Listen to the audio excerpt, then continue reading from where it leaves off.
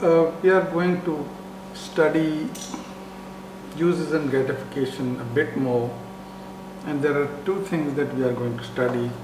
One is the expectancy value approach to media gratification, and the other is cultural versus informational gratification models. Like, the first one, the expectancy value approach, means that whenever people get involved with the media, their gratification is expected. Like, people already know what they are going to get from the media.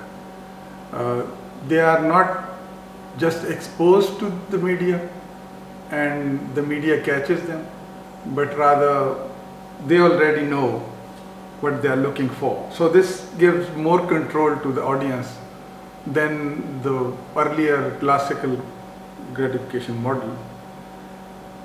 And there's also, since there is an expected or predicted gratification in place, the gratification themselves are basically psychological. Like, the value of what we get out of the media content is more psychological than action oriented. Like, it adds to our horizon more than what it makes us to do. Like, it doesn't bring in most of the time into the deeper layers of our understanding something that is abrupt and then we lose it. It stays, but how does it happen? That's the main question. And there we have this diagram which tries to explain it, and it looks complicated, but it's not. Like, one of the things is that this approach would like to add to the meaning of expectations by the empirical versus the evaluative aspect. And this diagram basically does that. It's since I am not good at math, so whenever I see figures, I get a bit uneasy. So that's why I'll just explain this simple diagram. Like, it's GS. GS means general expectations. Like, people are exposed to the media with a predicted expectation. Like, they know what they are looking for, but these are generalized, these are not specific. So this is the GS value, and you see here that gratification sought is GS, and then you use the media, and then you have what they call GO, which means gratifications obtained. Now these gratifications obtained go into two areas. One of them is basically beliefs, and that's what BI means. And belief is more of psychological matter than an empirical one. And the other expectation, which is kind of a dotted line given here, means that it could also get into evaluations. The point here is that media content to which you expose yourself might add to your gratification levels, but at the same time it goes more into a psychological aspect than a larger social aspect of your life. And that's the important thing to understand. Unlike the earlier models, which were more related to what we call informational aspects, these are looking at more into our personality integration or otherwise. Like, how do media content help us in developing our personality traits, or somehow how are they influenced by that? And that's kind of a deeper model that we have. And if we go, and how do these affect us? Like, these might give us bring us into an avoidance, like the effects are expected gratifications might put us into an avoidance mode, that we would like to avoid certain realities, or it might also put us into positive choices. Like as we say, that media's role is to help people make informed choices. So the information you get through media might end up in informed choices, or it might disgruntle you to the level that you would like to avoid choices. Like you would like to be more passive in your approach towards life. So these are certain aspects that is held, and there is also an aspect which is really interesting, that if you get satisfaction, there is an increment that is caused. Like the increment is in the way that, if you understand, in the beginning we said that media content is expected, like you get into an expected territory. What does it mean? Going into an expected territory means that you already have an experience with the media. So what would you do? You are going to see a documentary, for example, on a particular channel to understand certain facts about things. Like your decision to look for a documentary on a channel is basically based on your earlier experience of gaining knowledge from that media exposure. So here you are exposing yourself to media, you are attending to it, and then you get a satisfaction out of that. Now there is an increment, like if it has added to your information, and there is where the business aspect comes, the ratings get in. So we see that the higher the gratification, the higher are the ratings. But it can also backfire, that you might not be getting information that will give you that level of satisfaction. And what happens is that lower audience satisfaction means lower ratings from a business perspective. Now this is one area which is more based on information or lower arousal levels. But then we go into the other one, which is cultural versus informational gratification models, and this is quite an interesting one, and this is the one that will help us understand some things about ourselves, and also give us an understanding of research areas that we do. Like first and foremost, it says that media use in what we call cultural versus informational gratification. Like cultural gratification, if we take the example of that, means that the content that we seek, the variety of means of media use, like when you use media, it's an end in itself. For example, you watch a movie, you want to watch a movie. You don't want to get informed about something. Like watching that movie is an end in itself. And that's the cultural, emotional, affective aspect of exposure to media. And the earlier model, which is also kind of considered to be a transmission model, is like you have some information about something and you want to add to that. It's more or less kind of based on group dynamics. So you get information, you have earlier information, you get more information, and you say, this has added to my information and it's more than I had expected, the ratings go high. It's less than I had expected, ratings go low. But here, when we get into the cultural sphere, first and foremost is that media use and gratification is an end in itself. Like it's not a means to an end. So you seek gratification, like you watch a movie which is comedy. So you seek pleasure, entertainment. You want to laugh, you want to get away with the chores of your lives. So So then you see, it's more about escape most of the time.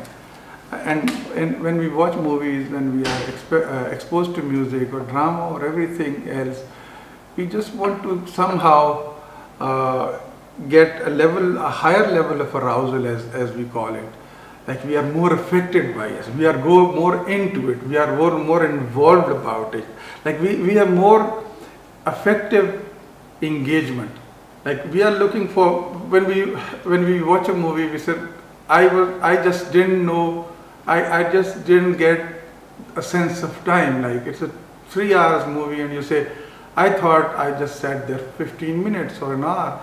Means that you just got imbibed into that. And that's the higher effective level of arousal, different emotions that work. And what we are seeking that, if you're going to watch a movie, you'll say, you are very worried, and so right now that everybody is sitting in front of Netflix, if they have that, or any kind of entertainment, and they're seeking all these just to get their mind off the present situation or the worries they have. So you are seeking a detachment from reality. Now here is the problem. Like if you are doing that research, it's really difficult to map detachment from reality, because real life happenings could easily be measured, although it's not easy because there is some emotional involvement there, and you connect to that real life situation. You say, this is how it is, that's how it adds to real life situation, that's how this movie adds to my understanding of how to travel to Europe, for example, something like that. But the emotional level is not mappable. You don't know what it is. Like it's a ritualistic consummatory pattern at work over there. So you consume information, and it's a ritual within your own self. It's nothing outside. And so there are different words that we use, and there is this model that we have. It seems complex, but it's not. Let me tell you that. Like you see here, that sources of motivation are many. Like this is not one. Like every individual has a different motive going into that, but they are somehow connected. Like first and foremost, there's the motivation which is differentiated by cultural taste, and cultural taste is very important. Like it's the way you look at things. So that's the basic one, and then the cultural tastes are a guiding choice from cultural options. Like you have a cultural value taste at work, and then that value is somehow out of that you have more choices, cultural options, and which leads you to what they call satisfaction, which is affective or emotional. Now here's the point. Like the difference between, like, this is something that Bourdieu called cultural capital. Like, and there is a word that we use which means tastes of cultures. Like there is a cultural trait that people have, norms that we have, but it's not about that. It's more about the individual idiosyncrasies, like specific behaviors of different individuals. So we have kind of a categorization of rituals. We know what rituals work in a society, but then what we call taste cultures. Taste cultures mean that 2-3 people sharing certain values, and these also not very homogeneous. Like you can't really map them. Like you have some people have a liking for adventure movies, for example. Now each and every individual has their own perspective, and each and every individual going into watching a movie is having a different expectation, a different affective involvement. And this brings us to another level, which is kind of what we call the imaginative experience of excitement, arousal, sadness, empathy, value resonance, wonder. Like when you experience that, you have a holistic experience or a specific experience. We don't know, and neither does the person experiencing that totally grasp it. Because if they totally grasp it, if they totally understand which emotion is being aroused, then they won't be carried away by that. and that's the trick. Basically, this is what art does to you. Uh, and then this is something which is really interesting because this is kind of a reverse loop that you go through this whole process in which you have a general motivation which is decided by the cultural patterns, and then you get into specific taste culture, and then you get a gratification which is different for everybody, and then it goes back again into the general expectation of involvement. Like you might get into a general behavior that many people will show, like anger or love or whatever. And then there is also certain personal preferences, like specific ideals to follow. It's really interesting. Like many people say, I just saw this statement on Facebook, which is Al Pacino's greatest movie, and somebody said Godfather, and Godfather is a kind of, they are three different people just get into different levels of what we call vicarious understanding out of those. And the trick here is that we have to understand that the cultural design, like any involvement in understanding any cultural and emotional gratification has one very important aspect. Like the media content has to meet a certain standards of expectations of individual gratification.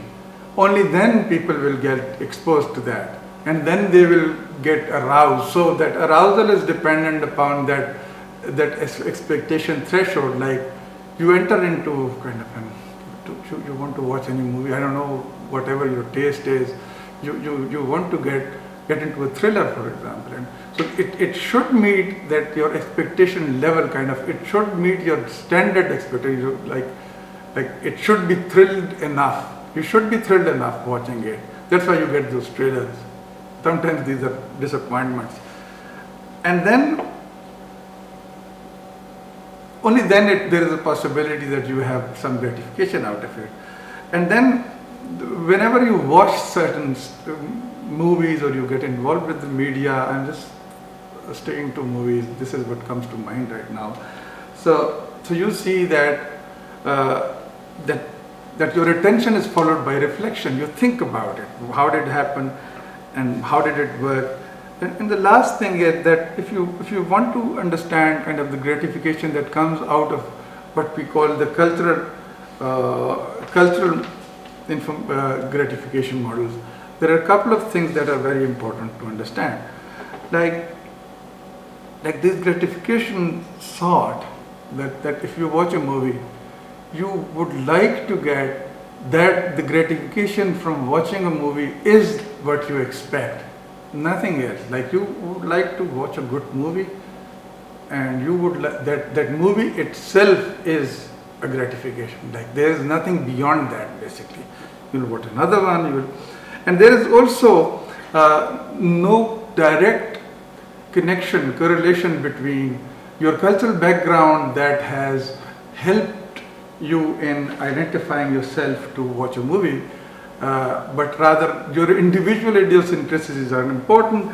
And last but not least, that there are no effects possible to measure, because the experience that you get is simply one moment in time, and you would have seen that subliminal value of cultural effects is that you just feel that moment, nothing beyond that. Thank you.